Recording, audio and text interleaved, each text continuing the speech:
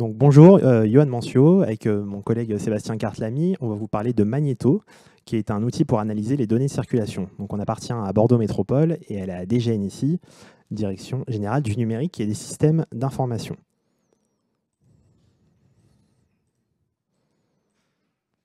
Donc rapidement, pour présenter Bordeaux Métropole sans rentrer dans le détail, la communauté urbaine de Bordeaux, la CUB, est devenue le 1er janvier 2015 une métropole. Très rapidement, 28 communes, 800 000 habitants et quelques compétences. Le développement économique, l'urbanisme, l'eau, l'assainissement, les transports, la voirie, etc. Depuis 2016, Bordeaux Métropole et ses communes membres ont mis en place une mutualisation des services et notamment une mutualisation des systèmes d'information avec la convergence de 14 SI, ce qui représente 15 000 utilisateurs, 500 sites et 1000 applications métiers. La valorisation de la donnée produite par la métropole, c'est un des enjeux majeurs de la nouvelle mandature de 2020. Et la gouvernance des données fait notamment partie des 7 orientations du numérique de la métropole. Donc la valorisation des données produites va être un enjeu majeur durant les prochaines années.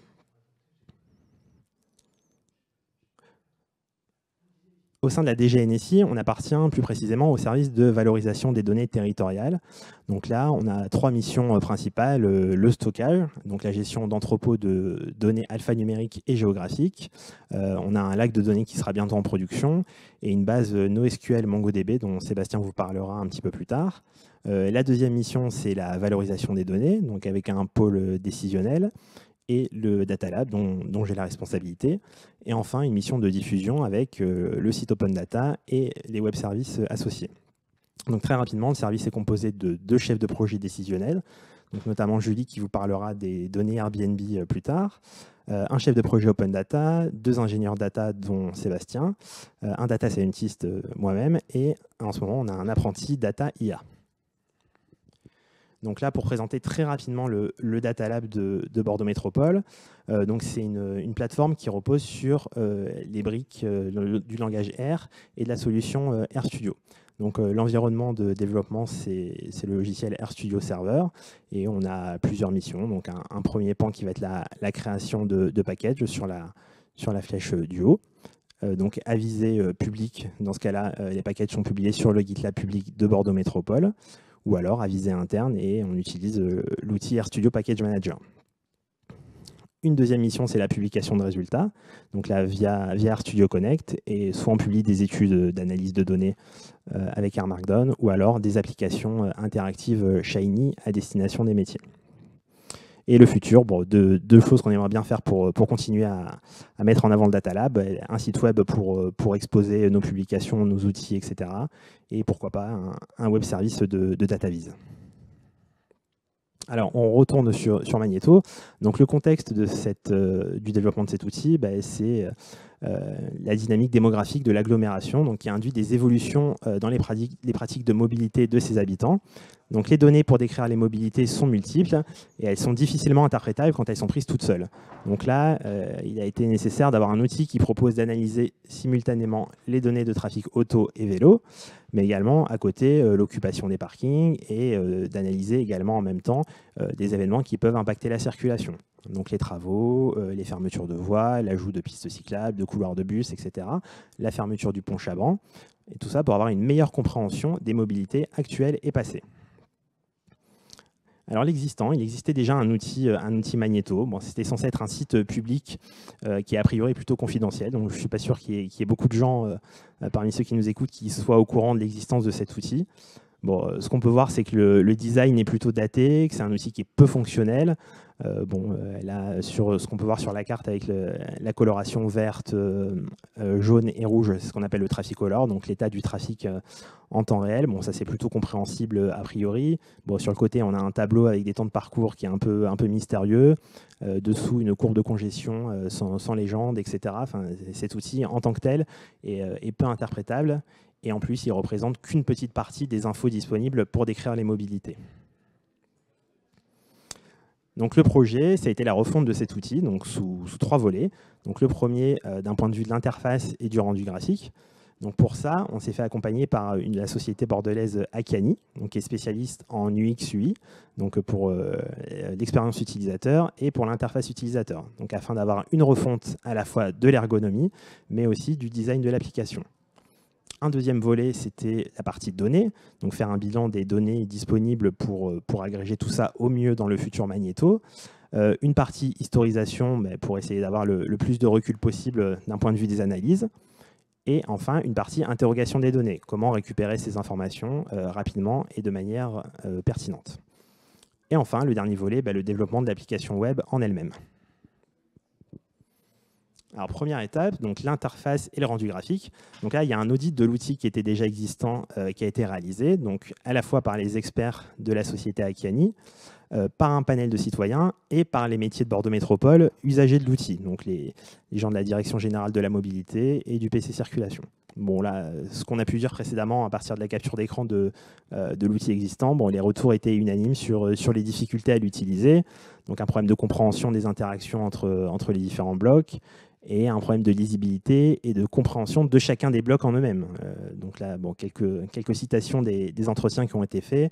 À quoi correspondent les chiffres? C'est quoi les parcours? C'est quoi les unités de temps? Enfin, bref, personne ne comprenait grand-chose à ce qu'il y avait sur cet outil actuel. Donc la deuxième étape, les données. Donc là, les besoins listés par les métiers, c'était de pouvoir réaliser des analyses quantitatives et qualitatives du trafic en cours et du trafic passé dans la métropole, donc à la fois trafic auto et trafic vélo. Deuxième besoin, de pouvoir comparer l'évolution de ces indicateurs entre deux périodes. Et enfin, pouvoir observer des facteurs qui impactent ou qui sont impactés par la circulation, donc l'occupation des parkings, les travaux, les changements de voirie, etc., et l'ouverture et la fermeture du pont Chaban-Delmas. Ce qui était pratique, c'est que toutes ces données elles étaient disponibles sur le portail Open Data. Donc là, on va faire un petit tour rapide à partir de ce qu'on a sur l'Open Data et ce qu'on a pu exploiter dans Magneto. Donc première étape, le trafic auto. Donc là, il y a deux types de compteurs dans la métropole. Donc il y a des compteurs de type boucle, des compteurs de tout véhicule, donc qui sont reliés au poste central du service circulation, et des compteurs de type Siredo qui, eux, vont permettre de distinguer les véhicules légers des poids lourds et de relever les vitesses. Malheureusement, on n'a que les capteurs de type boucle qui nous fournissent des infos en temps réel. Malgré tout, on avait quand même 489 capteurs qui nous relèvent des infos à un pas de temps de 5 minutes. Alors le trafic vélo, donc là, idem, on a deux types d'informations qui sont disponibles. Donc de manière ponctuelle, il y a des enquêtes qui sont réalisées dans le cadre du recensement périodique, donc par l'Observatoire vélo de Bordeaux Métropole. Et on a également aussi des capteurs, spécifiquement pour les vélos, qui, eux, vont comptabiliser le nombre de cyclistes en temps réel au pas de temps de 5 minutes. On n'a que 32 capteurs au total avec un maillage partiel, mais c'est déjà une information intéressante. Et donc les capteurs, c'est des boucles magnétiques, donc localisées sur une partie de la chaussée, et qui vont permettre de distinguer le flux des vélos des flux des autres véhicules, les voitures, les poids lourds, etc. Donc là, le Trafficolor qu'on a pu voir précédemment, c'est l'état du trafic en temps réel. Donc là, on a une partie des tronçons de voirie qui sont équipés de capteurs qui permettent de mesurer l'encombrement de la chaussée en temps réel. Donc là, nous, on récupère les données issues de ces capteurs au sein de la métropole et on a également un flux qui concerne la rocade. Donc en fait, l'état du trafic va être estimé. Ces capteurs en fait, sont localisés à une distance d'environ 100-150 mètres d'un feu tricolore. Et en fait, ces capteurs vont renvoyer des données d'immobilisation des véhicules à ces endroits-là. Donc en sommant par intervalle de 5 minutes les temps d'immobilisation, on finit par avoir une classification en fluide, dense, embouteillé, en fonction des différents tronçons. Oui, en fait, ce sont des capteurs de longueur de queue exprimés en secondes. Oui. Pour représenter les temps d'immobilisation, du coup. Voilà. Ça permet de faire ce Trafficolor. Le Trafficolor, c'est une synthèse, une agrégation des données de ces capteurs. Oui. La courbe de circulation, donc on avait pu voir sur la première capture d'écran. Donc là, c'est également estimé à partir des capteurs, donc avec des mesures identiques à celles utilisées pour le Trafficolor. Donc là, en fait, au lieu d'analyser des tronçons un par un, là, il y a une somme qui est faite sur l'ensemble des capteurs de la métropole. Et on a pareil, on a des seuils types en fluide, moyen et saturé.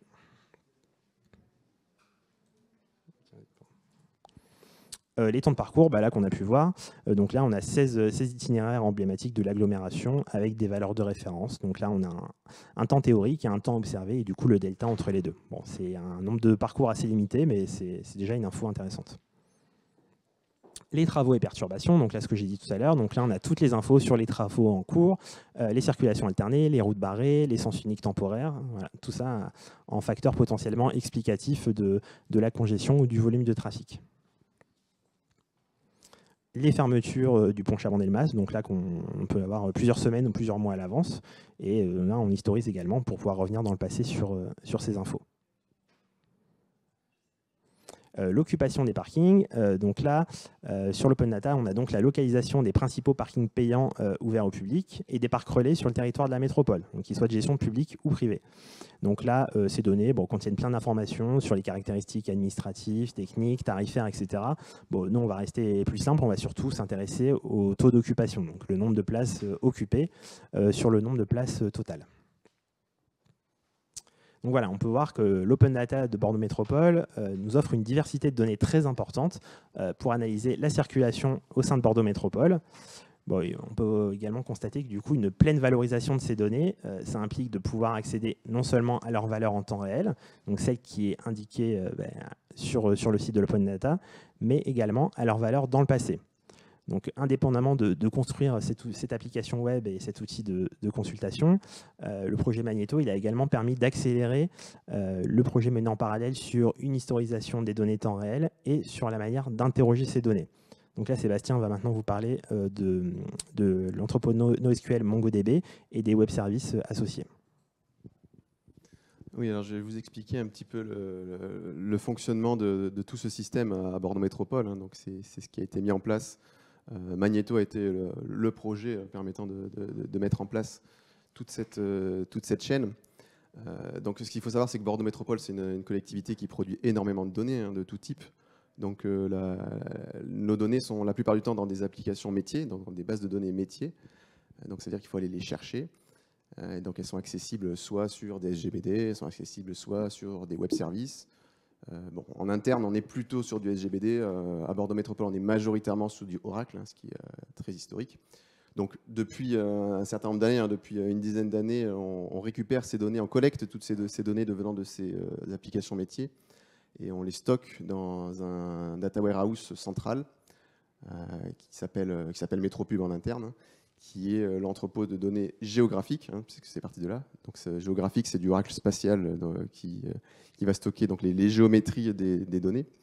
Donc, on a tout un système de collecte des données hein, qui sont soit en réel, soit statiques, soit millésimées. Par exemple, les parcelles cadastrales, c'est quelque chose qu'on va charger annuellement. Donc, c'est ce qu'on voit. Donc, à gauche, la partie collecte, donc c'est toutes les bases de données métiers qui sont sources. On va récupérer dans l'espace de stockage Métropub Oracle toutes ces données. Donc ça, c'est un système qui fonctionne en PLSQL. Hein, donc c'est lui qui va chercher toutes les données chez les copains. Hein, c'est pas du push, c'est plutôt lui qui va faire le requêtage. Idem pour les web services. Donc moi, je connais bien cette architecture, hein, puisque c'est moi qui l'ai mise en place et c'est moi qui la gère. Donc jusqu'à avant Magnéto, ça s'arrêtait là, hein, ça allait jusqu'à la base de données Oracle. Cette base de données Oracle servait aussi donc de source pour les applications internes pour accéder aux référentiels, hein, donc tout ce qui est référentiel adresse, parcellaire et j'en passe. Donc depuis plus d'une dizaine d'années, on a nos outils internes qui sont connectés à ce référentiel-là. On a l'Open Data aussi qui est une sortie qui est connectée à ce référentiel-là. La particularité de cette base, c'est qu'elle sert de la donnée temps réel et uniquement la donnée temps réel. C'est-à-dire que vous avez l'état du trafic en temps réel, vous avez l'état des parkings en temps réel. Vous n'avez pas accès à un état passé ou à un état historique. Donc c'était la limite. Et pour Magnéto, nous, ce qu'on voulait, c'était effectivement accéder à l'historique, hein, avoir une rétrospective sur les données. Donc ce qui a été mis en place, c'est qu'on va utiliser un broker de messages. Donc un broker de messages, il faut voir ça comme c'est une file, hein, c'est du first in, first out, où à chaque fois qu'il va y avoir une modif de données sur la base, on va pousser dans ce broker l'information. Exemple, j'ai un parking qui passe de 50 places libres à 100 places libres. Cette info-là, on va la pousser dans le broker de message. Voilà. Donc c'est valable pour toute la base. Ça fait une quantité assez importante de data qui se met à jour, hein, parce que par exemple, on a les bus en temps réel, hein, tous les trambus de la métropole, on les a en temps réel. Donc on a les positions, les horaires des arrêts qui sont ajustés toutes les 10 secondes. Donc tout ça, ça fait énormément de data qui sont poussées là-dedans. Et ce broker de messages, il a plusieurs clients. En l'occurrence, on va s'intéresser juste à celui qui va nous servir pour Magneto. Donc, on a mis une base MongoDB. Donc, MongoDB, c'est du NoSQL, ce qui permet de...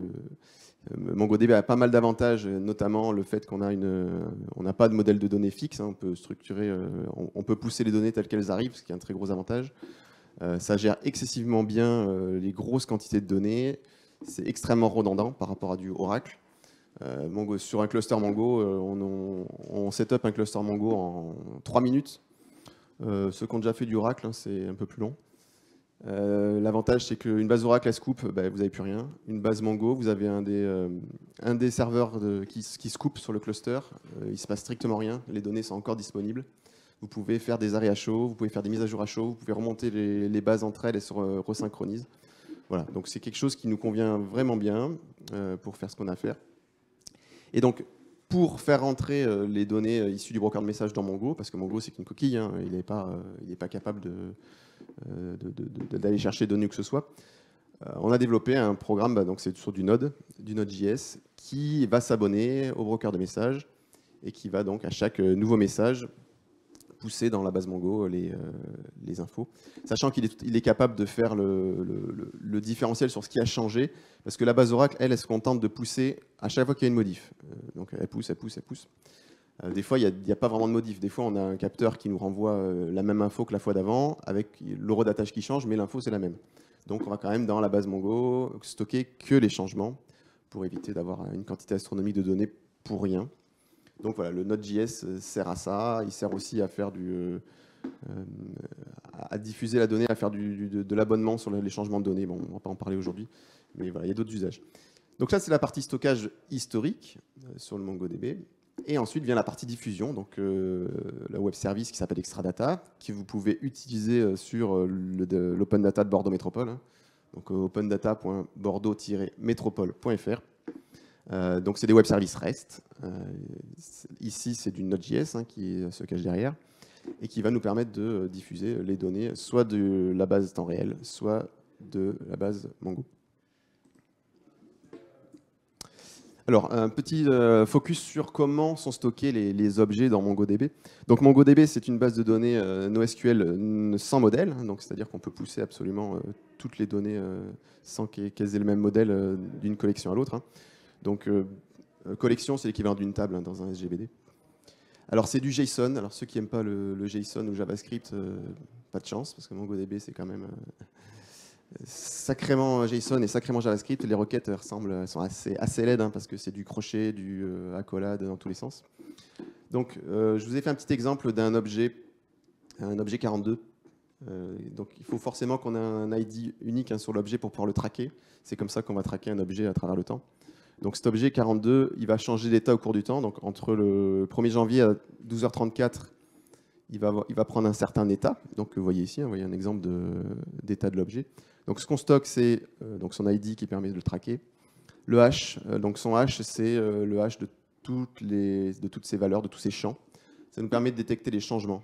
Donc quand on reçoit un autre état, on fait le hash aussi, on voit si le hash est le même. Si c'est le même, c'est que l'objet n'a pas changé. Et avec l'eurodatage qui change, donc on n'en tient pas compte. On a le champ time. Le champ time, c'est l'heure, le début de la vie de cet objet dans cet état. Voilà. Donc on sait que l'objet 42, à 12h34, il avait cet état-là. Et le end, alors le end, il n'existe qu'à partir du moment où l'objet a changé d'état et donc cet état est terminé. On va lui mettre un end. Et donc, on est capable de dire que cet objet-ci, il a pris cet état pendant toute cette période-là, entre time et end. Et l'objet suivant, ça va être donc un autre état. Il ne va pas y avoir de end si il est encore actuel, hein, si il est en état actuel. Il n'y aura pas de end jusqu'à l'arrivée d'un nouvel état et ainsi de suite. Donc, c'est comme ça qu'on fait le chaînage des objets. Donc, il y a tout un système pour revenir en arrière avec des index pour pouvoir chercher les objets à un instant T, parce qu'on se retrouve avec des bases, avec des quantités, avec des dizaines, voire des centaines de millions d'objets. Hein. Je pense typiquement les bus et les trams qui bougent. Donc on a une valeur à peu près toutes les 30 secondes par bus et par tram. Donc inutile de dire que ça monte assez vite. sachant qu'il y a beaucoup de données associées, il y a beaucoup d'attributs. Donc, voilà, à chaque fois, on stocke tous les états. Bon, plus précisément sur Magneto, on avait plusieurs besoins d'accès à l'historique. Il y avait plusieurs facettes. La facette la plus simple, c'était d'accéder à l'état de la couche de données à un instant T, c'est-à-dire on voulait le trafic voilà, le 1er janvier 2022 à 8 heures. Paf. Donc ça, c'est un snapshot vraiment de la donnée à un instant T. Donc ça, c'est la façon, c'est le plus simple, la fonctionnalité la plus simple. Et une autre qui était un peu plus complexe et qui fait plus de la stat, je parle sous couvert de mon collègue, hein, moi les graphiques, j'y comprends rien, c'était de faire de l'agrégation, c'est-à-dire qu'on voulait avoir par exemple les capteurs vélo, les capteurs voitures. Donc ce sont des compteurs très exactement, c'est-à-dire que toutes les 5 minutes, on va avoir le nombre de vélos qui sont passés dans la dernière plage de 5 minutes. Et donc pour savoir combien de vélos sont passés sur une heure, il faut sommer les 12 enregistrements qui sont passés dans l'heure. Voilà, si on veut faire pour la journée, c'est pareil, il faut sommer pour la journée. Donc il faut une fonction qui soit capable de prendre les objets sur une plage de temps et de faire une agrégation. Donc là, ici, c'est la somme. Pour les parkings, par exemple, ça va être plutôt la moyenne. On va faire la moyenne des places disponibles sur un laps de temps. Donc voilà, il a fallu développer cette fonction qui permet de faire de la stat. Sur donc, les web services Extradata qu'on a évoqué tout à l'heure, hein, donc qui jusqu'avant Magneto diffusaient que les données en temps réel. Donc voilà, on a là ici les 4 services qui se cachent derrière Extradata. Donc aujourd'hui, il n'y en a que 3 qui sont opérationnels. Donc temps réel, c'est celui qui a toujours existé, on voit les données courantes. Donc là, c'est très simple, vous passez juste le nom de la couche qui vous intéresse et il vous renvoie toutes les données actuelles. On a le back in time. Donc le back in time, c'est pour faire un retour à un snapshot, donc un état donné de la base. Donc on peut donner n'importe quelle date-heure jusqu'à la profondeur de stockage de la base, bien sûr. Mais voilà, vous donnez n'importe quelle date-heure, il vous renvoie l'état de la couche de données à cette date-heure. Ensuite, on a l'aggregate. Donc l'aggregate, c'est le fameux service qui va faire de l'agrégation. Donc on va lui donner une plage de temps. On va lui dire comment je veux agréger. Je veux agréger à l'heure, je veux agréger à la journée, à la semaine, à un pas de 15 minutes. Et je veux faire la somme, la moyenne. Voilà. On lui donne tous ces paramètres et il va nous renvoyer pour chacun des objets ou pour tous les objets si on veut fusionner tout le monde, les infos. Et on peut dessiner directement, faire un graphique ou une courbe ou un tableau avec les données qui sortent de là. C'est ce qu'on a fait dans Magneto d'ailleurs. C'était exactement l'objectif. Et le dernier, donc ça c'est quelque chose qui est en cours, c'est le différentiel. Le différentiel, on voudrait, typiquement, le service de la mobilité voudrait savoir en 2021 où et quand ont été créées des pistes cyclables sur la métropole, où et quand ont été créées des voies de bus, bon, sur les boulevards, moi je sais. Donc il voudrait savoir, voilà, il voudrait voir en un coup d'œil en disant entre telle plage, entre telle date et telle date, qu'est-ce qui a été créé, qu'est-ce qui a été supprimé, qu'est-ce qui a été modifié éventuellement. Donc ce service-là va permettre de répondre à cette question-là. Ça permet de traquer vraiment les vies des objets dans la base. Alors, Yoann a fait un package R qui se met derrière Extradata. Donc Extradata, c'est du reste. Hein. Donc on tape une URL, on prend Postman et puis on écrit des paramètres. Et ça renvoie du JSON. Donc, ce qui n'est pas très human readable pour le coup. Yoann avait besoin de s'en servir dans R pour faire des applications. Et donc, tu as fait un package, voilà, une interface qui permet de manger. Oui, sur un format de sortie plus sexy pour les utilisateurs de R ou de Python ou autre, hein, finalement. Enfin, en tout cas, pour pouvoir le valoriser et faire des graphes derrière. Bon, ben, on va passer à la pratique maintenant. Ouais. Alors, donc, la partie web, donc c'est technologiquement pas forcément un peu plus simple que ce qu'on a fait jusqu'à présent, mais la partie web a été faite avec Angular. Entièrement avec Angular. Donc on a découpé en 3 onglets l'application. Donc le premier onglet, c'est uniquement l'observation à date, donc soit temps réel en actuel, soit à une date passée. Donc on voit vraiment un snapshot des objets à la date qu'on a sélectionnée. Donc c'est le plus simple. Avec la petite subtilité on garde cette option magnéto. Dans le nom magnéto voulait dire qu'on pouvait faire un replay d'une période. Hein, c'est utilisé au PC circulation. Ils font un replay pour voir justement quand il y a des bouchons ou quand il y a un engorgement sur la métropole, d'où ça part et comment ça se propage.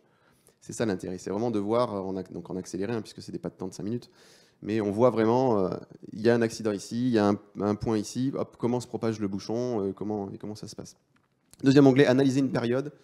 On va sélectionner une plage de temps et on va faire des graphes sur les données, donc sur les capteurs de voitures, sur une semaine, sur un confinement, sur voilà, une semaine de vacances, une semaine de travail. On va observer comment évolue le trafic au cours du temps. On peut aussi faire sur sélection de capteurs, hein, c'est très intéressant. Par exemple, on va barrer une rue, on va voir l'impact de cette rue barrée sur une sélection de capteurs.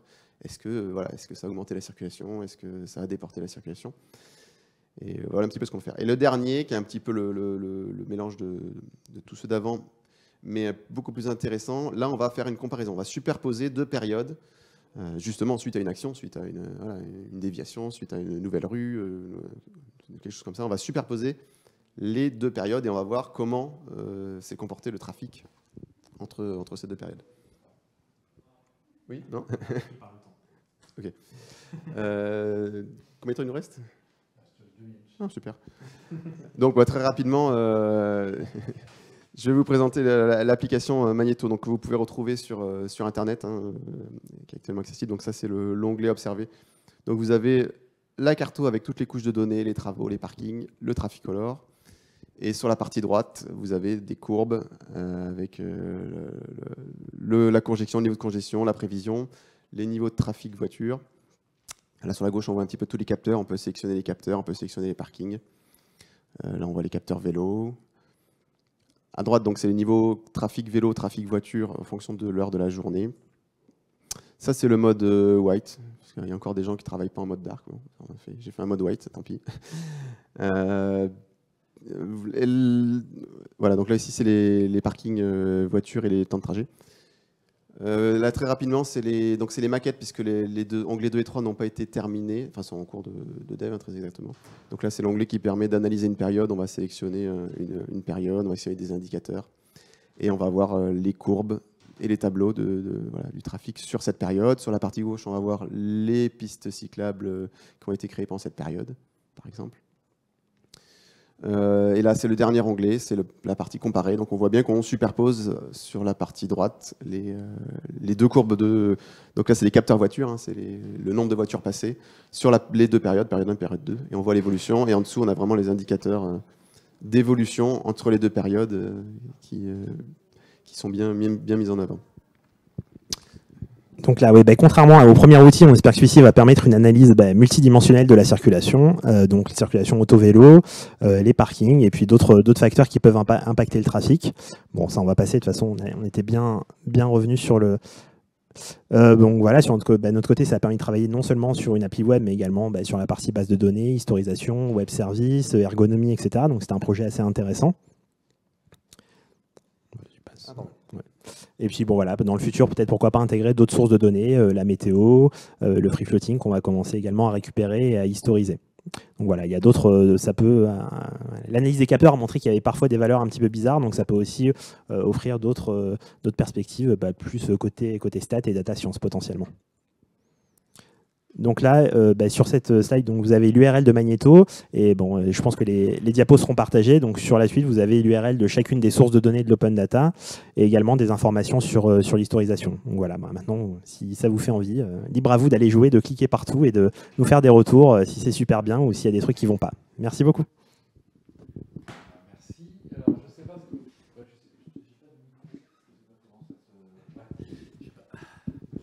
Voilà, donc merci beaucoup pour la présentation. Alors donc c'est notre première session, c'est notre premier exposé de la session. Alors je ne sais pas si on a des questions sur le chat ou est-ce qu'il n'y a pas eu de questions sur le chat. Moi j'ai des questions sur le côté prédictif des données. Est-ce que vous avez identifié des cas d'usage en fait où ça va servir jusqu'à la prédiction dans les données? Et est-ce qu'il y a des choses que vous aimeriez collecter qui pourrait justement permettre le côté prédictif? C'est pas vraiment des cas d'usage qui ont été soulevés par les métiers. Finalement, ça les intéresse pas bien de connaître l'état du trafic demain, dans une semaine ou dans un mois. Par contre, on a pu voir sur les courbes de congestion, notamment, qu'on a des seuils théoriques, denses, moyens, fluides, et une espèce de courbe quand même théorique de trafic. Tout ça, ça a été créé en 2008, il me semble, par un stagiaire. Donc, à défaut de faire vraiment du prédictif, au moins remettre à niveau ces espèces de seuils théoriques pour que les journées collent un peu plus vraiment à ce qu'on observe réellement. Oui, alors sans pour autant faire du prédictif, on fait du rétrospectif. C'est-à-dire qu'on essaie de voir quel est l'impact d'une action ou d'une période, quel est l'impact du télétravail sur la circulation, quel est l'impact de mettre une voie de bus à la place d'une voie de voiture sur le trafic. C'est plutôt ça, c'est qu'est-ce que les actions impliquent et du coup qu'est-ce qu'on fera demain justement en connaissance de cause sur les impacts que ça va avoir, quoi. C'est plutôt dans ce sens-là.